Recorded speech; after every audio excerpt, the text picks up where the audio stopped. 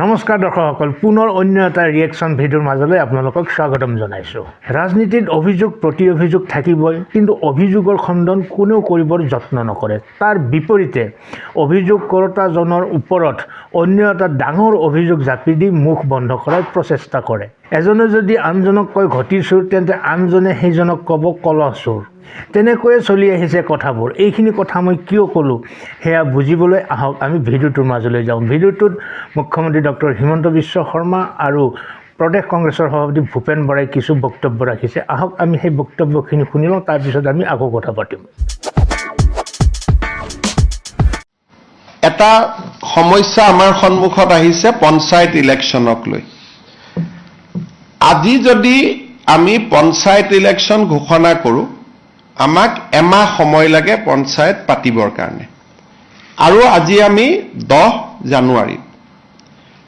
জানুৱাৰীত আজি গধূলিলৈকে এতিয়া আমি বহি আছোঁ গোটেই কেবিনেটখনে, যে উচ্চ ন্যায়ালয়ৰ যিগৰাকী ন্যায়াধীশ মহামান্য তেখেতে কোৰ্টত আজি ঘোষণা কৰিছিলে যে আজিৰ ভিতৰত তেওঁ জাজমেণ্টটো দিব।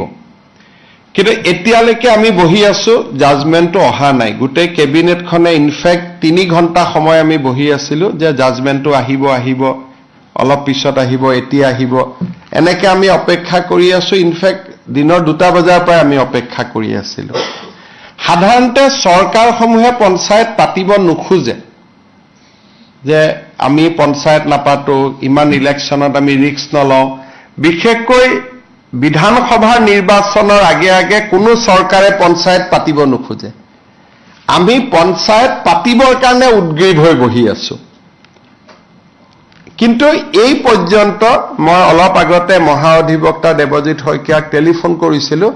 তেওঁ কৈছে যে এই সময়লৈকে জাজমেণ্টটো ডিক্টেশ্যন হৈ আছে, জাজমেণ্ট অহা নাই, বা যি ধৰণৰ কথা।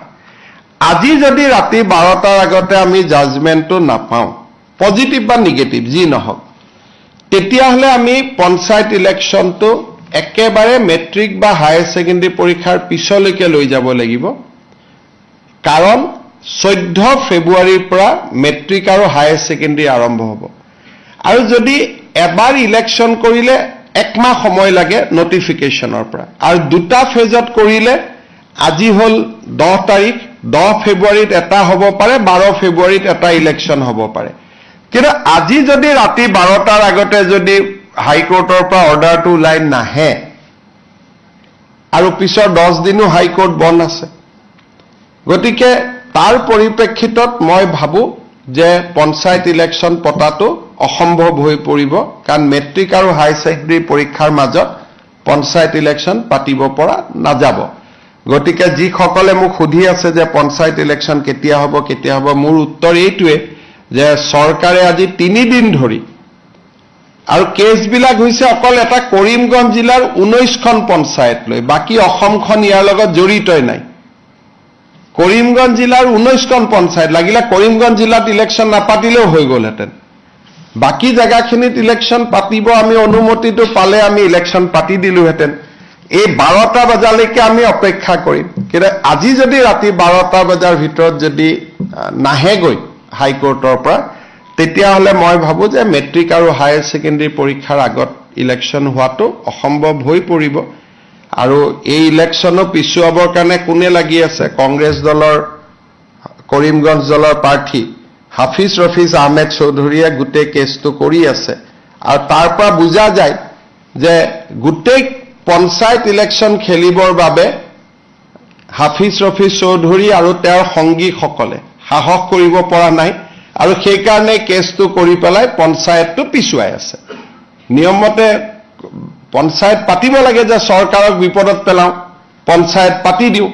কিন্তু ইয়াত ওলোটা হৈছে যে বিৰোধী পক্ষৰ একাংশই, কাৰণ হাফিজ ৰফিজ চৌধুৰী কংগ্ৰেছ দলৰ অফিচিয়েল কেণ্ডিডেট হয়, আৰু আন যিগৰাকী অধিবক্তা তেওঁ কংগ্ৰেছ দলৰ দিনতেই চলিচিটৰ জেনেৰেল হৈছিলে দিল্লীত। গতিকে 2জন অধিবক্তাই আজিও তেওঁলোকে আৰ্গুমেণ্ট 3 দিন আগত চেজ হ'ল, আজিও 2 ঘণ্টা আৰ্গুমেণ্ট কৰিছে। গতিকে কিহৰ কাৰণে তেওঁলোক পঞ্চায়তৰ কাৰণে সাজু হ'ব পৰা নাই মই নাজানো। কিন্তু তৃণমূলক গণতন্ত্ৰ বচাবৰ বাবে এইবাৰ আমি বহুত কৰিছিলোঁ পাৰ্টি লেছ কৰি দিছিলোঁ যে কোনো পাৰ্টিৰ হ'ব নালাগে যাতে অৱসৰপ্ৰাপ্ত শিক্ষক অৱসৰপ্ৰাপ্ত ডক্টৰ সকলোৱে যাতে ইলেকশ্যন খেলিব পাৰে ভাল পৰিৱেশ হয় পঞ্চায়তৰ পৰা দুৰ্নীতি নোহোৱা হয় কিন্তু যি নহওক আমিতো হাইকোৰ্টৰ ওপৰত মাতিব নোৱাৰোঁ গতিকে ৰাতি 12টালৈকে অপেক্ষা কৰিম আৰু 12টাৰ আগত যদি জাজমেণ্ট পাওঁ হ'ব নহ'লে আৰু এইটো মেট্ৰিক হায়াৰ ছেকেণ্ডেৰী পিছলৈকে পিছুৱাই যাব তাৰ পিছতো বানপানী আহিব বা বানপানী থাকিব কি পৰিৱেশ হয় আৰু এতিয়াই ক'ব পৰা নাযাব মুখ্যমন্ত্ৰীৰ মতে কংগ্ৰেছৰ কাৰণেহে পঞ্চায়ত নিৰ্বাচন সম্ভৱপৰ হৈ উঠা নাই এই ক্ষেত্ৰত প্ৰদেশ কংগ্ৰেছৰ সভাপতি ভূপেন বৰাইনো কি কয় সেই বিষয়েও জানি লওঁ আহক এতিয়াও আমাৰ কংগ্ৰেছ দলৰ প্ৰত্যেকগৰাকী নেতা কৰ্মী বৰ আগ্ৰহেৰে আমি এতিয়াও বাট চাই আছোঁ যে গুৱাহাটী উচ্চতম ন্যায়ালয়ৰ পৰা পঞ্চায়ত নিৰ্বাচনৰ সম্পৰ্কত পঞ্চায়ত নিৰ্বাচন অনুষ্ঠিত কৰিবৰ কাৰণে আমি এটা সিদ্ধান্ত পাম বুলি আশা কৰি আছোঁ আৰু আমি খুব আশা কৰিছিলোঁ যে চৰকাৰী পক্ষৰ অধিবক্তাসকলে শক্তিশালী যুক্তি তৰ্কৰ জৰিয়তে বিচাৰপতি মহোদয়ক কনভিন্স কৰিবলৈ সাৰ্থক হ'ব যে পঞ্চায়ত নিৰ্বাচন যিটো ইতিমধ্যে বহু পলম হৈ গৈছে পঞ্চায়ত নিৰ্বাচন অনুষ্ঠিত কৰিবৰ কাৰণে ডিলিমিটেশ্যনৰ নামত মাহৰ পাছত মাহ পঞ্চায়ত নিৰ্বাচন পিছুৱাই নিয়াৰ কাৰণে পঞ্চায়তৰ নামত আবণ্টিত ধনৰ ব্যাপক লুণ্ঠন হৈ আছে পঞ্চায়তৰ মূল উদ্দেশ্যটো আছিলে ক্ষমতা বিকেন্দ্ৰীকৰণ বৰ্তমানৰ বিজেপি চৰকাৰখনে ক্ষমতা কেন্দ্ৰীভূতকৰণ কৰি দুৰ্নীতি কেন্দ্ৰীয়ভাৱে কৰি আছে আৰু এই দুৰ্নীতি পঞ্চায়তৰ নামত যিটো লুণ্ঠন চলি আছে সেই লুণ্ঠন নাইকিয়া কৰিব পৰা একমাত্ৰ পথটোৱে হৈছে পঞ্চায়ত নিৰ্বাচন কিন্তু অসমৰ মুখ্যমন্ত্ৰী হিমন্ত বিশ্ব শৰ্মা ডাঙৰীয়াক খন্তেক আগতে টিভিত দেখিছোঁ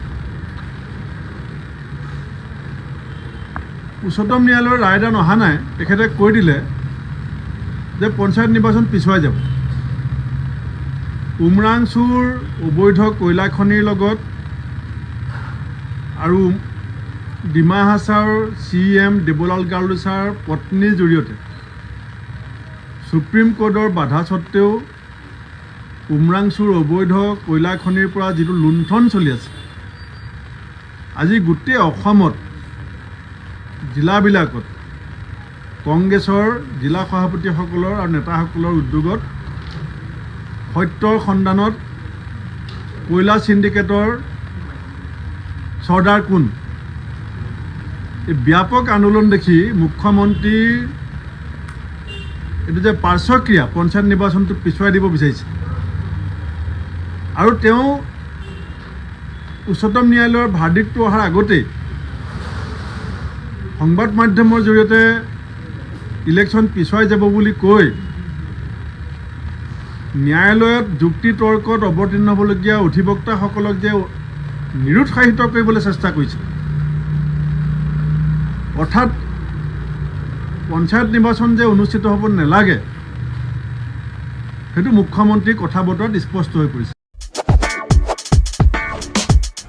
দৰ্শকসকল এতিয়া নিশ্চয় আপোনালোকে বুজিলে যে প্ৰথমতেই মই কিয় কৈছিলোঁ বোকা ছটিওৱাৰ ৰাজনীতিৰ কথা মুখ্যমন্ত্ৰীয়ে বোকা ছটিয়াইছে কংগ্ৰেছে বোকা ছটিয়াইছে মুখ্যমন্ত্ৰীক আৰু মাজত মৰণ মিলিছে আমাৰ অৰ্থাৎ জনসাধাৰণ দেশৰ ক্ষমতাৰ ভাগ যাতে সৰ্বসাধাৰণ মানুহৰ মাজলৈ বিকেন্দ্ৰীকৃত হয় সেইকাৰণে পঞ্চায়ত ব্যৱস্থাৰ পোষকতা কৰা হৈছিলে পঞ্চায়ত লেভেলতে গ্ৰাম্য উন্নয়নৰ আঁচনিসমূহ ৰূপায়ণ কৰা হয় তেনেস্থলত সময়মতে যদি পঞ্চায়ত নিৰ্বাচনেই অনুষ্ঠিত নহয় পঞ্চায়তেই গঠন নহয় তেনেহ'লে উন্নয়নত স্থবিৰতা নাহিবনে বাৰু তাৰ কাৰণে কিয় নিৰ্বাচন অনুষ্ঠিত হোৱা নাই বা সম্ভৱ নহ'বগৈ সেই কথা আমাৰ বিচাৰ্য নহয় কিন্তু তেনেবোৰ কাৰ্যই আমাৰ দৰে জনসাধাৰণ যে ক্ষতি কৰিব ই নিশ্চিত বাকী আপোনালোকৰ মতামত আপোনালোকে কমেণ্ট বক্সলৈ গৈ প্ৰকাশ কৰক। কোনো ধৰণৰ ৰাজনৈতিক মতাদৰ্শৰ দ্বাৰা প্ৰভাৱিত হৈ আপোনালোকে মন্তব্য নকৰিব। নিজৰ ভিতৰত নিজে অনুভৱ কৰা কথাখিনি আপোনালোকে কমেণ্ট বক্সত প্ৰকাশ কৰিব। আজিলৈ এৰিছোঁ। অন্য এটা ৰিয়েকশ্যন ভিডিঅ'ৰ সৈতে আকৌ আহিম। ভালে থাকক, কুশলে থাকক। ধন্যবাদ।